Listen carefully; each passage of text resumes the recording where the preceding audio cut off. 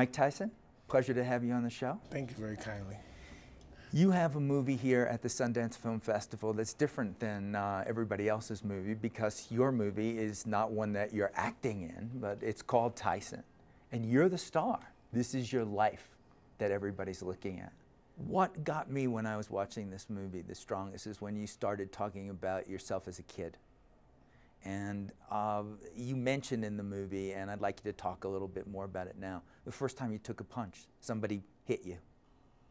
Oh man, how many times I was little, they used to get the shit kicked out of me in school all the time, and I just never, in my household, it was just never, this is going to be so mundane as I express this to you, because I have to do this in such a peculiar fashion, because for you to understand it. In my household, it was never no talk of standing up for yourself and being proud and fight back to the last straw till you can't breathe no more, die no more, just don't take no shit from that. Was never in my household.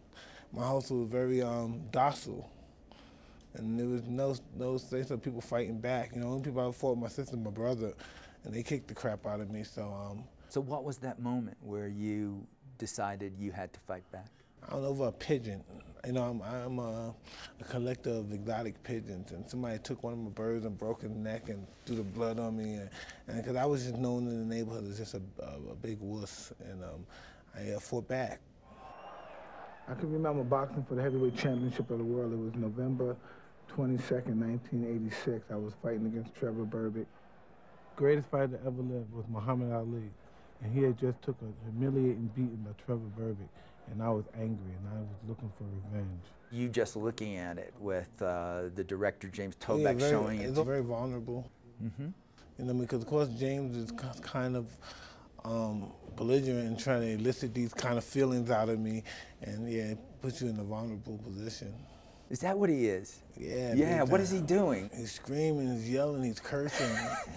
Now what you think, this fucking bitch is making a fool of you right now. Show me those feelings, tell me how you feeling right now. You're being made of a fool out of, you're being a schmuck in front of millions of people. Now how does that feel? Express that. Oh, shit. I know how it's done. I had no idea before. I thought he was just quietly sitting in the background saying nothing. Oh no, if that wouldn't be Jim Toback, of course. I always try to aim through the back of my opponent's head, fantasize my punch going through them and in and out the back of the head. It sounds like a brutal sport, but it's just a technique, it's just an art. Did this movie, when you looked at it without an audience, but you just looking at it, seem to reflect who you are to you? No, not as much. Like people told me they had affinities with the movie, the inclinations, like they had those experiences in their life. But I never put together, this is who I am. I never just put it all in chronological order. It's from this and that way, and this is how I became this. No, I never understood that. It evoked a lot of feelings that I never liked to come to face with. You know, that I still deal with as demons. I don't like to come to a head and say, well, this is who I am, and I don't like that person. Watching me involved, and I look at me now, and I look at that guy and some of my outbursts in the movie, and some of my episodes, and I become, oh, I'm afraid of that guy. And I could see why other people in the past had that opinion about me. Now that's where I say, this is why. And before I was in a mindset, why are they like that? So I would strike back at them, why are they doing? They're picking on me. But I look now and I said, this is why. What's the hardest part of the movie for you to relive? I don't know, I miss cuss, I miss my trainer.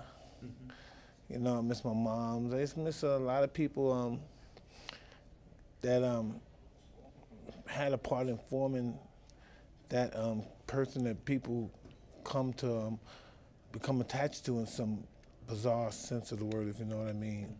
And I said, wow, I wish they could see me. I wish my mother could see me sometimes when I'm driving to the fight, and when I'm driving to the fight, I see the audience like 2 blocks away, and I said, I wish you could see this crowd of 20,000 people come to see her little boy.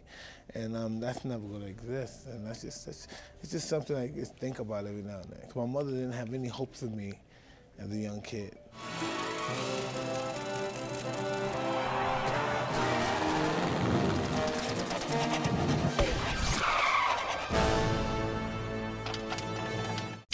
Good things just got better. Introducing an all-new third hour of Good Morning America. Welcome to Good Morning America Now. Good Morning America Now. Good Morning America Now. On ABC News Now. Get your Good Morning America now at abcnewsnow.com.